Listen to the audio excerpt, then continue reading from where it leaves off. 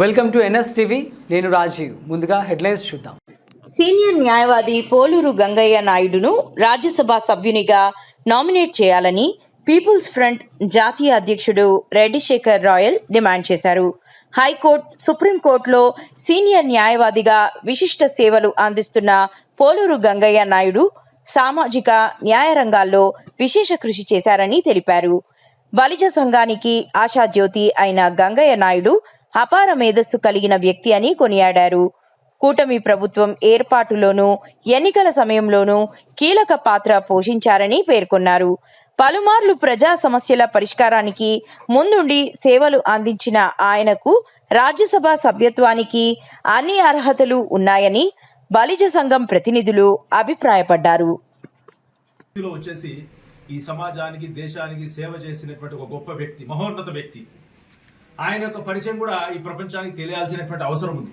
ఆయన ఆ వృత్తిలో చాలా సక్సెస్ఫుల్ సాధించడం జరిగింది. ఎన్నో కేసులు వాదించడం జరిగింది.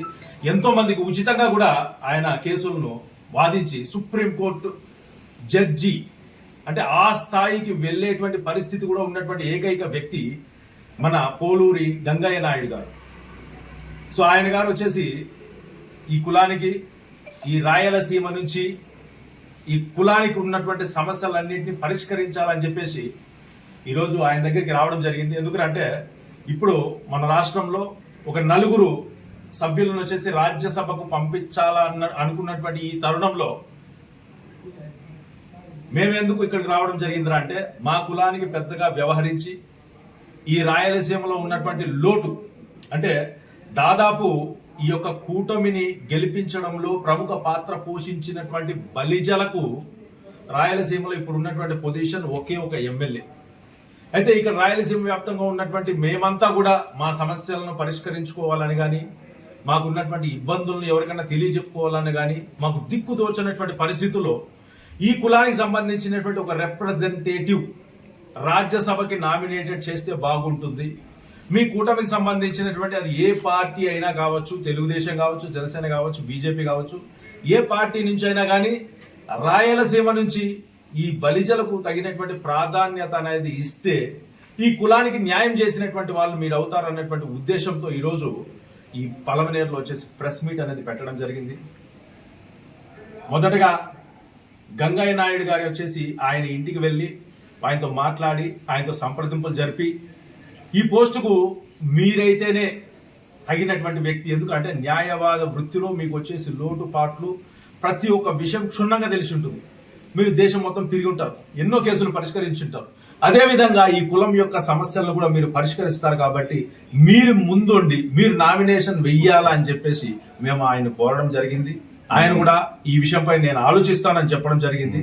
కానీ మేము ఎక్కువగా పట్టుబట్టి ఆయన ఖచ్చితంగా మీరైతే రాజ్యసభకు నామినేషన్ వెయ్యండి, దాని తర్వాత మిమ్మల్ని పంపించుకునేటువంటి బాధ్యత రాయలసీమలో ఉన్నటువంటి యావత్తు మంది బలిజలందరూ తీసుకుంటారు. మిమ్మల్ని నామినేటెడ్ గా పంపించిన తర్వాత మాకున్నటువంటి సమస్యలను కొన్ని తీర్చగలిగేటువంటి శక్తియుక్తులు మీకు వస్తాయి కాబట్టి ఇది కేవలం మీరు మాత్రమే చెయ్యగలుగుతారని చెప్పేసి ఆయనకు విన్నవించడం జరిగింది. ఆయన కూడా దాన్ని సహృదయంగా స్వీకరించారు. దాని తర్వాత ఈ యొక్క కూటమిలో ఉన్నటువంటి రాజకీయ నాయకులకు, అధికార పక్షానికి, వీళ్ళందరికీ మేము సూచించేది ఏంటంటే రాయలసీమలో బలిజల యొక్క వెనుకబాటుతనం, దాని తర్వాత రాజ్యాధికారానికి దూరంగా ఉండడం, రాజకీయ లేమి, దాని తర్వాత అధికారానికి దూరంగా ఎన్నో సమస్యలతో కొట్టుమిట్టాడుతున్నటువంటి బలిజల్లో ఒక మార్పు తీసుకొని మీకు బలిజల పైన ఉన్నటువంటి ఒక దృష్టి, సమభావ దృష్టి అనేది ఉండాలి అని నిరూపించుకోవడానికి ఇది ఒక అవకాశం. కాబట్టి మా తరపున ఏంద్రా అంటే మేము 50 ఏళ్ల సుదీర్ఘ అనుభవం ఉన్నటువంటి వ్యక్తి అయినటువంటి పోలూరు గంగయ్య నాయుడు గారిని మా తరపున మేము సూచిస్తున్నాము. మీకు నచ్చినటువంటి వ్యక్తులను మీరు కూడా సూచించవచ్చు. కానీ మేము బలంగా ఏ వ్యక్తిని అయితే కోరుకుంటున్నామంటే సమస్యల పరిష్కారానికి దారి చూపించగలిగినటువంటి క్షమత ఉన్నటువంటి వ్యక్తి కావాలని చెప్పేసి అందుకే మేము ఏరి కోరి ఇన్ని రోజులు రాయలసీమ వ్యాప్తంగా తిరిగి మేమేం చేసినామంటే ఒక వ్యక్తిని ఎన్నుకున్నాం. ఆ వ్యక్తి గంగయ్య నాయుడు గారు.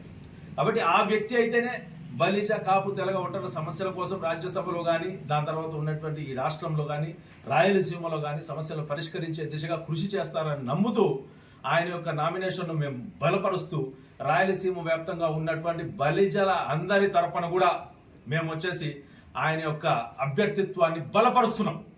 కాబట్టి మీడియా మిత్రులందరూ ఈ విషయాన్ని వచ్చేసి ఈ రాష్ట్ర ప్రభుత్వ నాయకత్వానికి, కూటమి నాయకత్వానికి తెలియజేసి ఈ విషయాన్ని వాళ్ళకి చేరవేస్తారని చెప్పేసి, ఆయన వ్యక్తిత్వాన్ని బలపరుస్తారని చెప్పేసి కోరుకుంటూ జై ఆర్పిఎఫ్, జై ఆర్పిఎఫ్, జై కృష్ణదేవరాయ.